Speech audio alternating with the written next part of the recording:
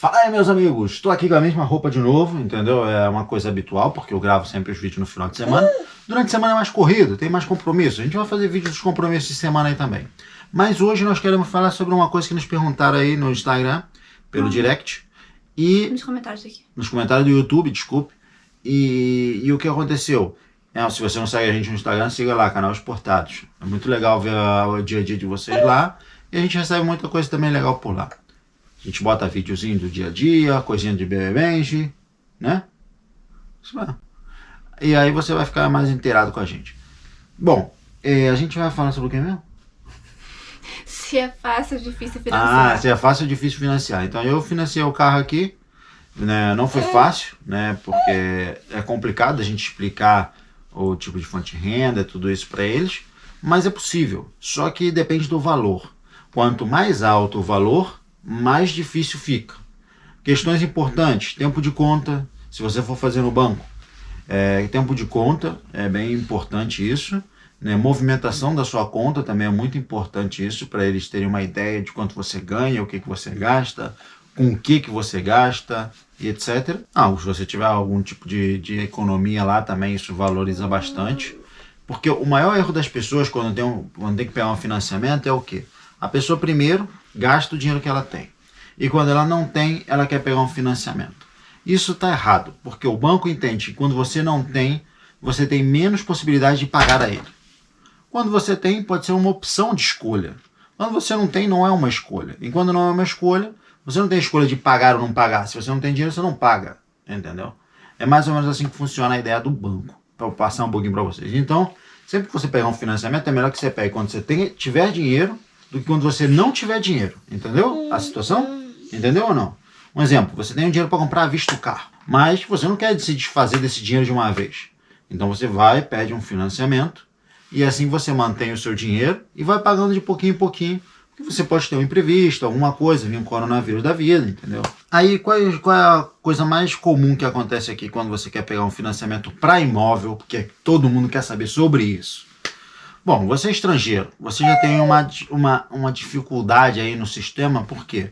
Não é porque você seja de outra nacionalidade, mas eles entendem que você tem uma tendência, né, até emocional ou afetiva, né, por sua família não estar aqui ou coisas do gênero, a voltar para sua terra lá.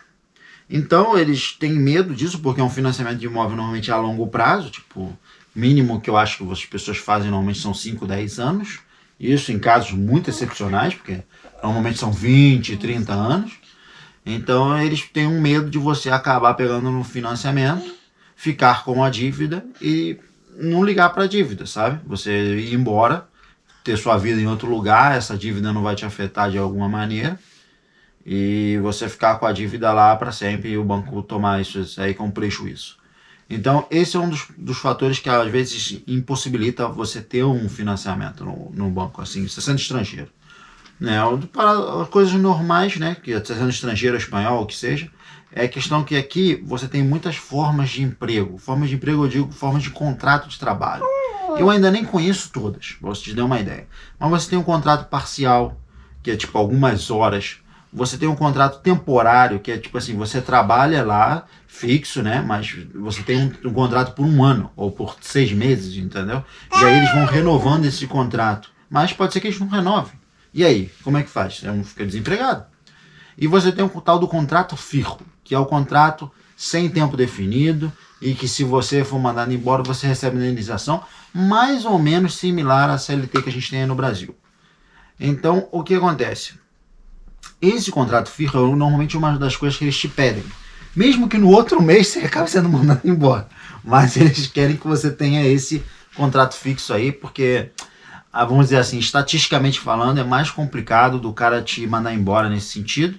Tem mais custos.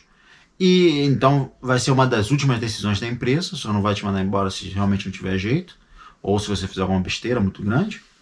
E a outra questão também é que nesse tipo de contrato, o cara quando faz esse contrato é por uma posição mais ou menos estável, sabe? Não é uma posição que ele sempre troca, porque senão ele faz um contrato temporário. Por isso que tem essa questão que eles valorizam esse tipo de contrato. Você também pode ser autônomo aqui, mas o autônomo aqui ele não é tão bem visto pelas entidades financeiras. No sentido de que o autônomo ele tem meses que ele ganha muito, tem meses que ele não ganha nada. Então, isso é uma questão que eles têm um pouco de receio. Aqui a coisa varia muito em torno da estabilidade, a falsa estabilidade que o pessoal acredita que existe, mas que ela não existe, só no papel mesmo. Mas eles valorizam isso aqui bastante para te conceder um financiamento, principalmente financiamento imobiliário. A questão também é bem diferente em relação ao Brasil, a questão de juros, cara. Você vê aqui juros de que o financiamento imobiliário é 3% ao ano, 2,75%. Você tem alguns mais caros, né? Que até para estrangeiro às vezes sobe um pouquinho, vai para 4%. Mas mesmo assim não chega perto do que a gente vê no Brasil de 8%, 10%, 12% ao ano. Questão de entrada, essas outras questões eu não vou entrar muito no mérito, porque eu acabei não fazendo nenhuma simulação, então eu não vou ter propriedade para te falar exatamente, eu só tenho as informações que eu perguntei, né? Então é mais ou menos por aí, cara. Não é fácil, é possível, mas depende de uma série de fatores, também depende muito da pessoa que te for fazer o financiamento. Porque não quer dizer... tá na hora de dormir, né? Bom, não quer dizer que você, por exemplo, foi no banco X, né? O banco qualquer, você escolhe um. Eu não vou falar porque senão aparece que é propaganda positiva ou negativa. Vamos dizer, você chega lá no banco X ou banco Y e você quer fazer um financiamento. Dependendo da pessoa que te atender, pode ser mais fácil ou mais difícil. Isso eu vivi no Brasil porque tinha muita gente que não gostava de fazer financiamento imobiliário. Estou falando assim, funcionários, né? Porque é um trabalho, é um trabalho mais técnico, mais complicado, você depende mais tempo e às vezes o banco em si não te remunera de acordo com o trabalho que é. Vale mais a pena você fazer uma coisa mais simples, um de carro e tal, do que você realmente fazer um de imobiliário que dá um trabalho danado, pedir documentação, laudo, não sei o que, uma série de trâmites. Então é isso, depende também da pessoa que for te atender. Tem gerente que faz na boa, gosta, se interessa por isso, e tem gerente que não liga. Então você vai pedir um financiamento imobiliário para ele, às vezes no sistema está aprovado, mas ele, por não querer ter esse trabalho e tudo, ele diz para você que está negado.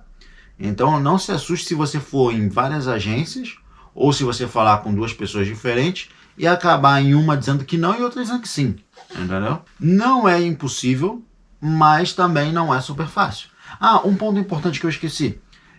Aqui muitas imobiliárias fazem financiamento, mas você tem que ficar de olho nas condições que eles oferecem, porque muitas vezes não é que o cara da imobiliária está te financiando o imóvel, para você entender. Tem gente que às vezes não entende isso. É que essa imobiliária ela tem algum contrato com alguma financeira ou com algum banco, normalmente bancos menores ou bancos que estão querendo crescer a carteira de crédito deles. Eles tendem a fazer isso porque é uma pessoa muito próxima da venda. Então ela tem um conhecimento do perfil do cliente, do que ele pode pagar ou não. Então ela faz uma análise prévia e aí manda os dados para essa financeira ou banco, né? E aí se aprova. Então não é que o cara da imobiliária tá te financiando, mas aqui existe muito esse tipo de negócio, entendeu? No Brasil existe mais no sentido de carro, você vê muito comum, que você às vezes vai num lugar, numa loja de carro e o cara diz que financia lá para você. Mas não é ele que está financiando, ele está tendo um contrato com uma parceria com alguma financeira ou algum tipo de banco para poder fazer isso. Bom, espero que tenha esclarecido as dúvidas de vocês. Se você ficou com dúvida, deixa aqui nos comentários. E também eu quero saber uma coisa da sua opinião. O que você tem a dizer sobre a relação dos juros esse aí? Que é 10, 12% em média no Brasil, e aqui é 2, 3, 4 quando é muito alto em relação ao financiamento. O que você tem a dizer sobre isso? Deixa aqui nos comentários. Bem já está se manifestando aqui revoltado. Tchau.